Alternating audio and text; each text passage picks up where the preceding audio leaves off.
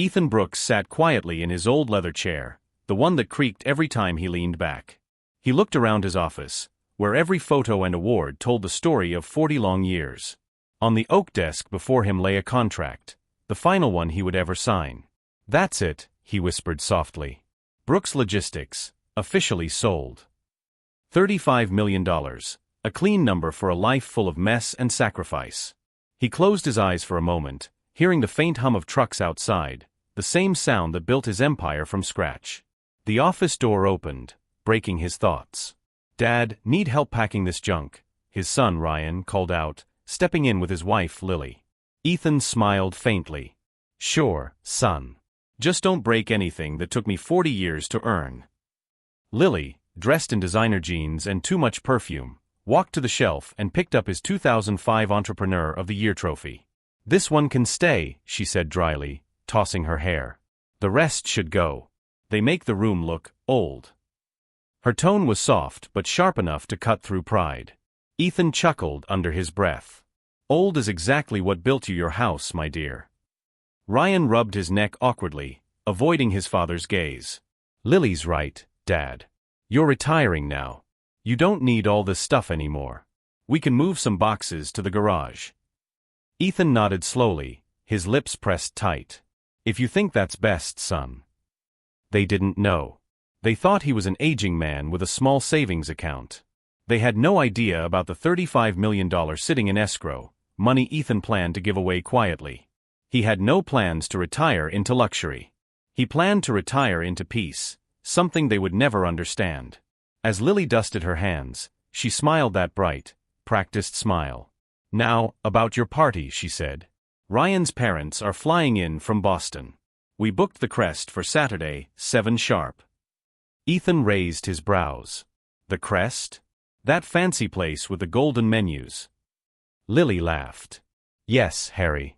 I mean Ethan," she corrected with that same fake sweetness. "Please, wear your best suit. My parents like things sophisticated." "Sophisticated," Ethan repeated under his breath. "That's one way to say expensive." She patted his shoulder like she was speaking to a child. "We just don't want you to embarrass us, okay?" The next morning, Ethan sat in his lawyer's high-rise office, staring out at the city he helped build. "You're really giving it all away?" Mr. Grant, his lawyer, asked again. "All $35 million to the Clara Foundation?" Ethan nodded. "Yes. It's for Clara. The hospital that couldn't save her will save others instead."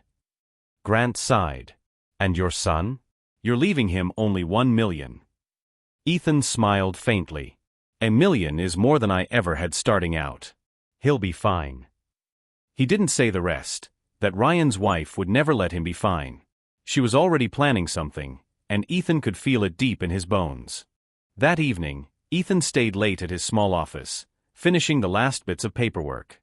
When he finally drove home, the lights were off, and the house was quiet. He poured himself a glass of water and sat in the dark kitchen, listening to the hum of the refrigerator. Then he heard them, whispers from the living room. Lily's voice was sharp and angry. $1 million? Are you kidding me, Ryan? Your father sells the company for $35 million and leaves you $1 lousy million. Ethan froze. The glass in his hand trembled. His heart sank into silence. Ryan's voice was low, nervous, almost pleading. "Keep your voice down. He could hear you." "I don't care if he hears me." Lily hissed. "He's losing it anyway. Everyone knows he's been acting strange. The man's living in the past. He doesn't know what he's doing." Ethan leaned against the wall, his chest heavy. "He's donating everything to that hospital, Ryan. Our future is disappearing, and you're standing there doing nothing." Ryan sighed. "What do you want me to do, Lily? Steal it?" "If that's what it takes," she whispered coldly. "We just need him to look unfit." Ethan could barely breathe. He gripped the edge of the wall as her words sank in. "Unfit," she had said. "You mean like crazy?" Ryan asked quietly. "No," Lily replied. "Just confused. If everyone sees he's not in his right mind, the court will hand the money to you. You'll be the responsible one. You'll control it all." There was a pause. Ryan's voice cracked. You want to ruin my father's life for money? Lily's tone softened. No, darling. I want to protect our future. If we don't act now, we lose everything. Ethan's knuckles went white. He turned away, every muscle in his body trembling. They were planning to humiliate him, his own son, the boy he once taught to ride a bike, now standing with a woman plotting to destroy his mind. He wanted to storm into the room, to scream, but he didn't. Years of running a business had taught him patience. Let them talk, he whispered. Let them think they're smarter. He quietly climbed the stairs, each step heavier than the last, his heart burning with anger that had nowhere to go. The next morning, Lily came to his door, her smile bright and fake as ever. Good morning, Dad, she chirped, holding a small brown bottle. I brought you something special. Ethan eyed the vial. What's that? Just vitamins, she said sweetly. They'll help you relax before the big night. She set it on the table beside him, patting his shoulder like he was a fragile child. Take them tomorrow before we leave. Ethan nodded slowly. You're thoughtful, Lily, he said softly, forcing a smile. But as she left the room, his eyes turned to steel. He knew exactly what she was planning, and he already knew how he would stop her. Ethan waited until Lily's car disappeared down the street before calling his lawyer. Grant, he said in a low, steady voice. I need your help. The lawyer's tone turned sharp. What happened? They're planning something at the party tomorrow, Ethan replied. I need every camera at the crest under our control, especially the big mirror on the east wall. Grant hesitated. Ethan, are you sure? Yes, he said firmly. She's not trying to kill me. She's trying to destroy me. And I'm going to let her think she's winning. There was a pause, then Grant's voice hardened. Then let's make sure she loses. The following evening, the restaurant shimmered like a palace of gold. Crystal chandeliers hung above the marble floor, and the air smelled of perfume and expensive wine. Ethan walked in wearing his old charcoal suit, the same one he'd worn for a decade. It wasn't fancy, but it was his. He caught sight of Lily in her red dress, beaming at guests as if she owned the place. Ryan hovered near the bar, nervous and sweating. Their friends whispered, pointing at Ethan like he was a relic from another era. He smiled faintly. Let them laugh, he thought. Tonight, they'll see who's truly old and who's truly foolish. At the main table sat Lily's parents, Mr. and Mrs. Foster. Her mother, Helen, was draped in diamonds, her skin stretched tight by years of vanity. Her husband sat quietly beside her, eyes glued to his phone. Ethan, Helen said, flashing a condescending smile. So glad you finally decided to slow down. A man your age needs rest.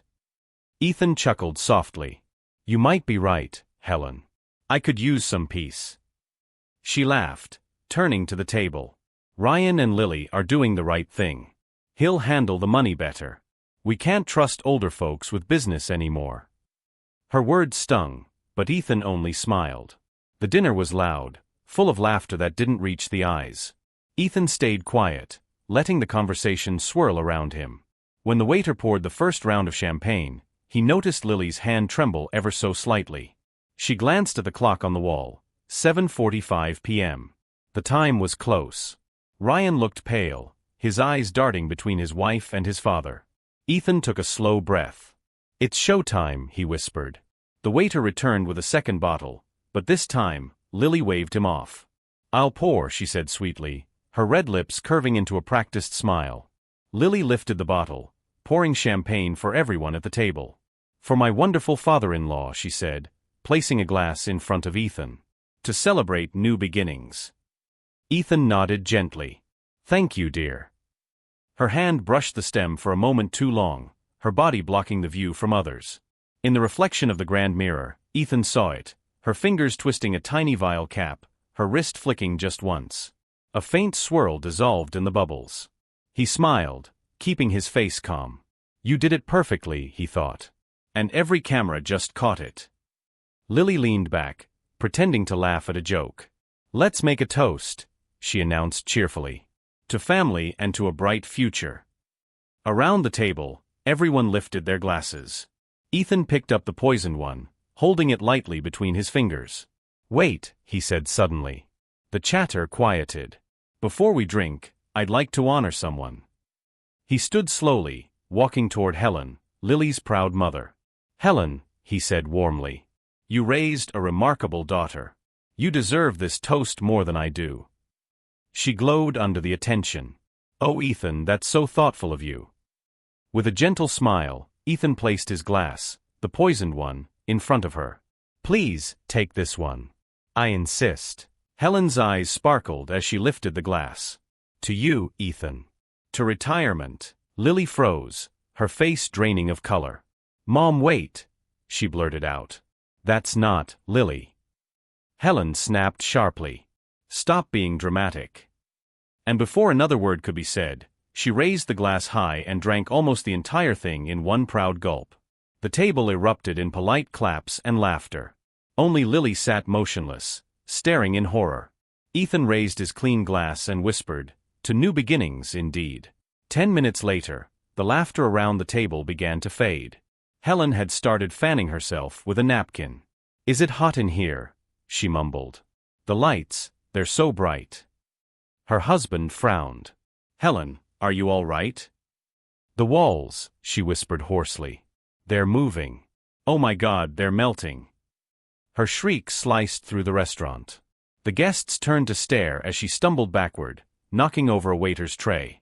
Glass shattered across the marble floor. What's happening? Someone cried. Helen clutched her head, screaming about devils and thieves. The scene was chaos, exactly what Lily had planned for Ethan. Ethan sat calmly as the chaos spread.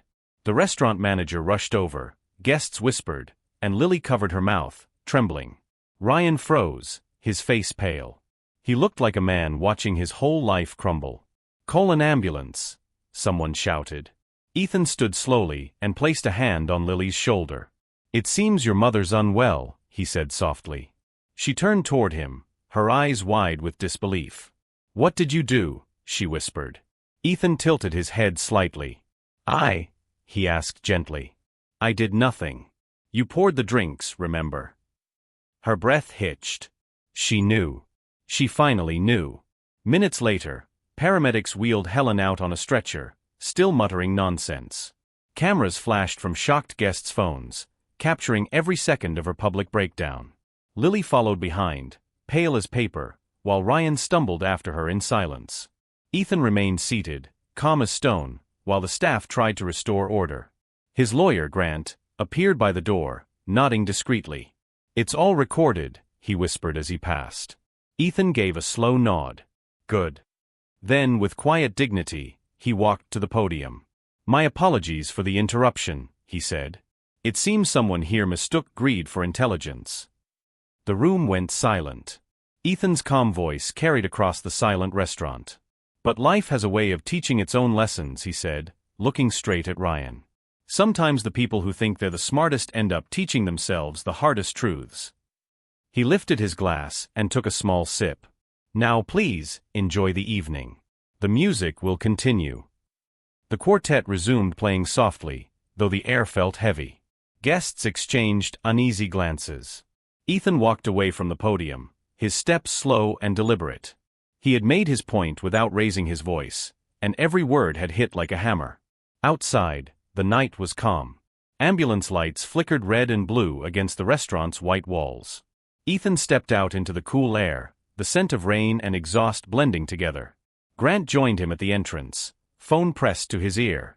They're taking her to Mercy General, he said. I'll meet you there. Ethan nodded. Make sure the footage is secure. Grant looked at him sharply. You're not calling the police? Ethan shook his head. Not yet. I want them to bury themselves first.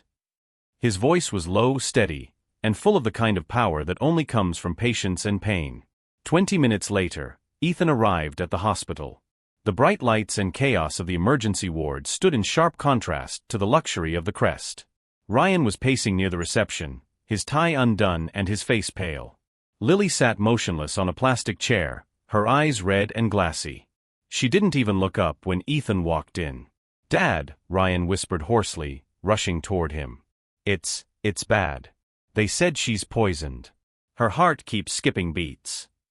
Ethan widened his eyes, pretending to be shocked. Poisoned? But how? Ryan stammered. I don't know. The champagne, maybe. Before Ethan could respond, Lily suddenly jumped to her feet. Don't play innocent with me, she screamed, her voice cracking through the quiet waiting room. You did this. You switched the glasses. You knew.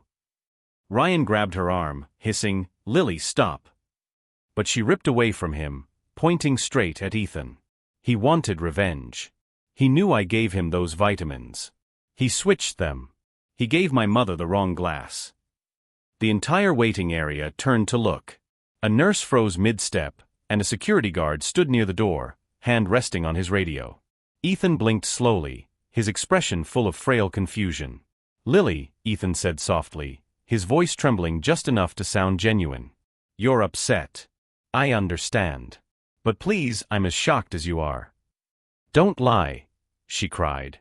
You were never confused. You're evil. Her voice broke into sobs. You killed my mother.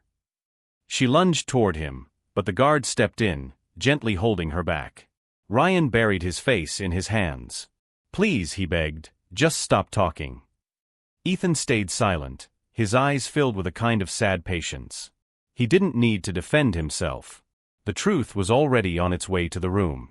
The automatic doors to the emergency wing slid open, and 3 figures stepped inside, Grant and 2 uniformed police officers. Their presence immediately shifted the air. Lily froze mid-sentence, her face going pale. Officers, she cried out, her voice breaking with desperate hope. Thank God. You have to arrest him. He poisoned my mother. The officers didn't move. Grant stepped forward calmly. Mrs. Brooks, he said smoothly, I'm Mr. Grant, Ethan's attorney.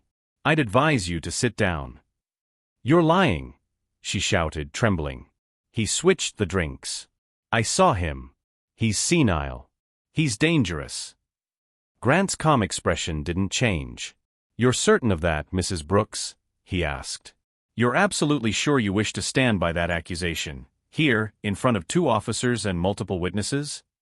Lily hesitated for a split second, but her pride wouldn't let her stop. Yes, she yelled. He tried to kill her.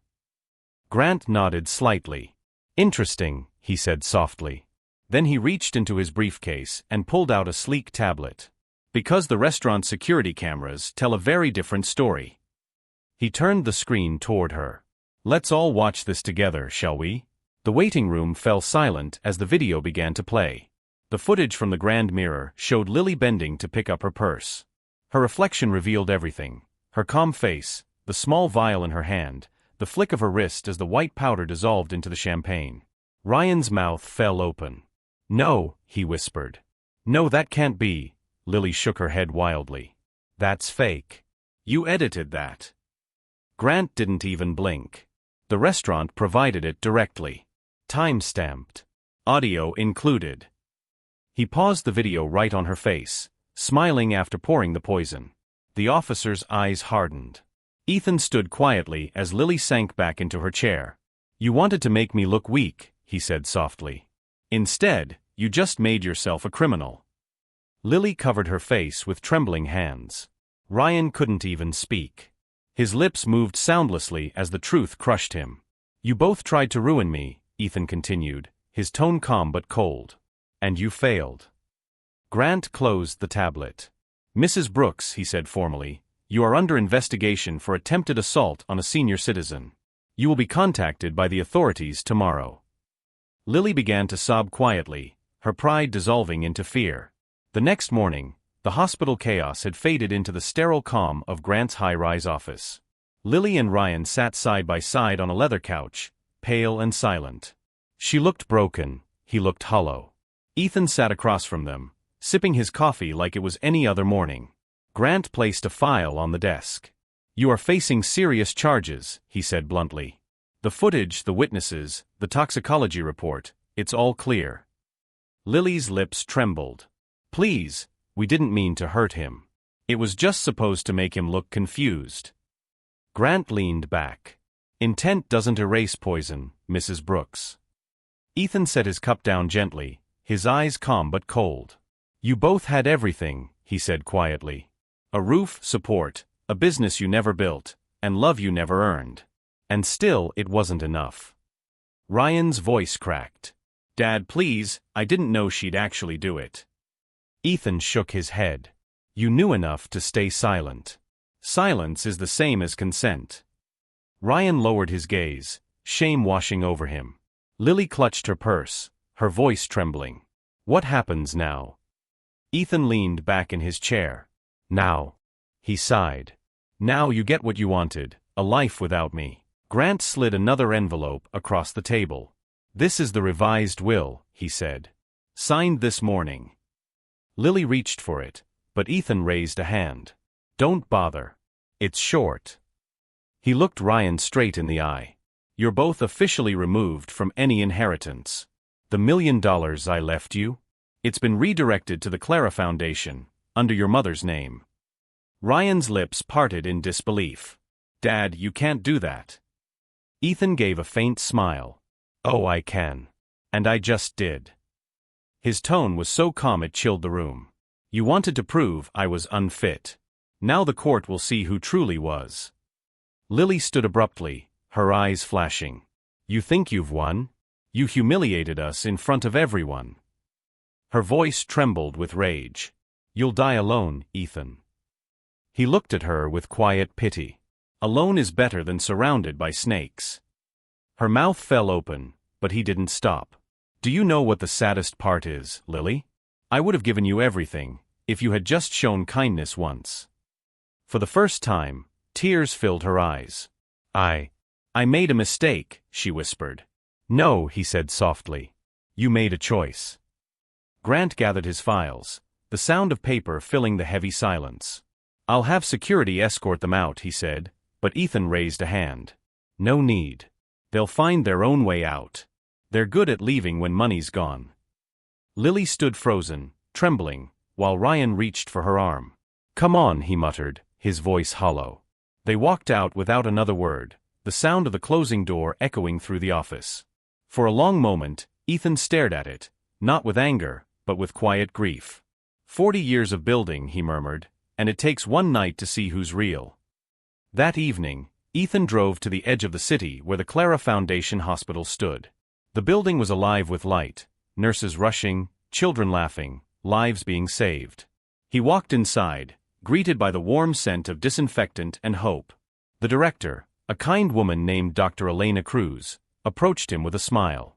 Mr. Brooks, she said warmly, we just received your transfer. This will fund our new cancer ward. You've changed countless lives tonight. Ethan smiled faintly. That's what Clara would have wanted. He gazed through the window, watching doctors in white coats move like angels through the halls. As he toured the new wing, Ethan stopped before a small brass plaque by the entrance. It read, The Clara Brooks Center for Healing, founded with love and forgiveness. He ran his fingers over the engraved letters, his eyes misting. Forgiveness, he whispered softly. That's the hard part. Elena watched him silently, sensing his sorrow. You've done something good, she said gently. Don't let pain make you forget that. He nodded slowly. I won't. Outside, the sun began to set, painting the sky with orange and gold. It looked like the world itself was healing with him. Later that night, Ethan sat alone on a park bench across from the hospital, the city lights twinkling like distant stars. His phone buzzed, a message from Ryan. Dad, I'm sorry. I don't know what to say. Ethan stared at the screen for a long moment before typing back, Learn to live right. That will be apology enough. Then he placed the phone beside him and closed his eyes. The breeze carried the faint laughter of children from the hospital courtyard. For the first time in years, his chest felt lighter, as if he'd finally laid down a burden too heavy to carry. The following week, Ethan's story spread quietly through the city. People called him the silent founder, the man who gave away everything not for glory, but for redemption. Journalists wanted interviews, but he refused them all. He didn't want fame, only peace. When Grant stopped by his house with legal papers, he found Ethan tending to a small garden in the backyard. You seem at peace, Grant said. Ethan smiled faintly. Money builds walls. Giving it away built a door. Grant chuckled. That's poetic. Ethan shrugged. Just true. The two men shared a quiet moment beneath the warm afternoon sun. Meanwhile, Ryan and Lily's world fell apart. Their luxury home was sold to cover debts. Lily's parents cut ties to avoid public shame. Ryan found work as a warehouse supervisor, the kind of job his father once did decades ago. Every night, he drove past the hospital with its glowing sign, Clara Brooks Center for Healing. He would sit there in his car, eyes misty, knowing that the building carried the name of the woman his greed had insulted. "He built something for the world," he whispered one night, "and I destroyed what he built for me." Months later, Ethan visited the hospital again, carrying flowers for the children's ward. A nurse smiled and waved as he entered. In the quiet hallway, he paused before the window overlooking the city. "Clara," he whispered softly, "we did it." The sunset bathed his face in warm light. Behind him, laughter echoed, pure and endless. He smiled, his eyes filled with peace. "I lost a family built on greed," he said under his breath, "but gained one built on love." And as he walked away, the golden evening light followed him, carrying the calm of a man who finally won by walking away.